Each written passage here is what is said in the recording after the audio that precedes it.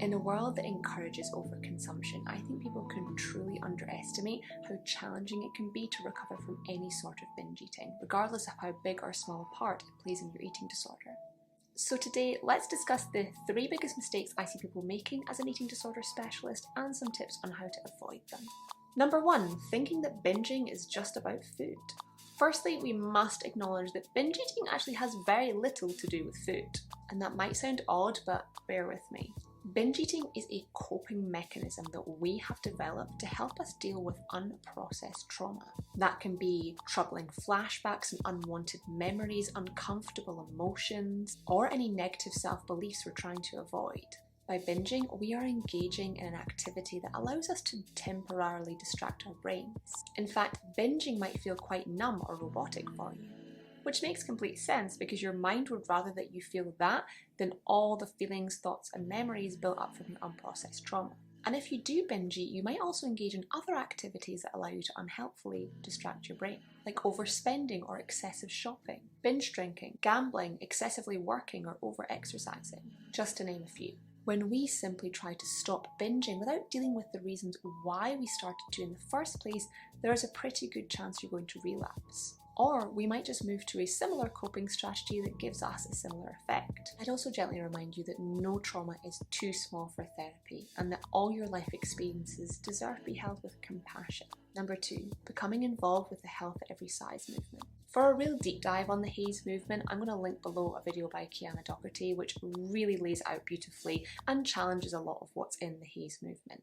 But today, let's just discuss HAES in a nutshell and why it can be so damaging for binging recovery. Whilst of course, as a trauma-informed eating disorder specialist, I absolutely believe in respect to every size. Because every single person, regardless of their size, absolutely deserves to be respected. But in my profession, I simply cannot agree with the Health at Every Size movement. Now, it's important to remember that the HAES movement actually uses techniques akin to a high control group, aka a cult, such as bullying, isolation and alienation, and pseudoscience to try and convince its followers that they can in fact be healthy at any size and their weight is not a problem. For me, one of the biggest problems with the Health at Every Size movement is that by encouraging binging and gaining excessive amounts of weight, what we're actually doing is minimizing the trauma behind the reason we're binging in the first place.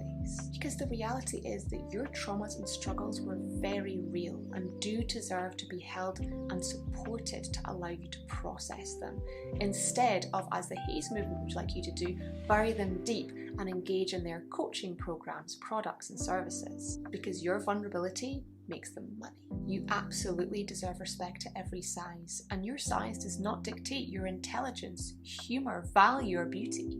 But we know that medically and physically, binge eating and binge eating disorder has chronic long-term health implications both for your body and your mind. Whilst binging is not something to be celebrated, it's also not something to be shamed. It is inherently just a coping mechanism. So if you have found yourself on the borders or deep in the Health at Every Size or fat activism movement, please reach out to a loved one or a registered professional to allow you to take that step back and be held compassionately in what you're going through. Number 3, self-sabotaging your recovery.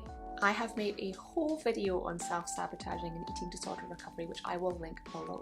But today, let's just discuss why we might specifically sabotage our recovery from binge eating. Often when my clients and patients begin to slowly start losing weight, they might start to have thoughts of self-sabotage or even begin to self-sabotage. Firstly, we might be using our weight gain as a protective mechanism. For a lot of my clients, their weight has almost become an invisibility cloak or an excuse not to leave the house. We can often assume, especially as women, that if we are bigger, we are less likely to be seen or acknowledged. Because for many of us with unprocessed trauma, we are terrified of humiliation, rejection, bullying, and we think our weight will stop us from having these experiences, particularly if our weight's preventing us from leaving the house. Similarly, we might feel quite unworthy of recovery. We might be feeling that we truly are the lazy, greedy, unmotivated person that our abusers, bullies, or the media have told us that we are.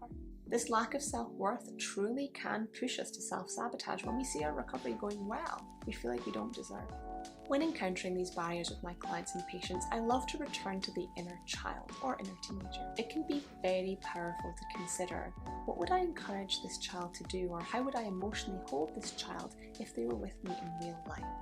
Would I encourage them to binge and hide themselves away, or would I hold their traumas with support and compassion?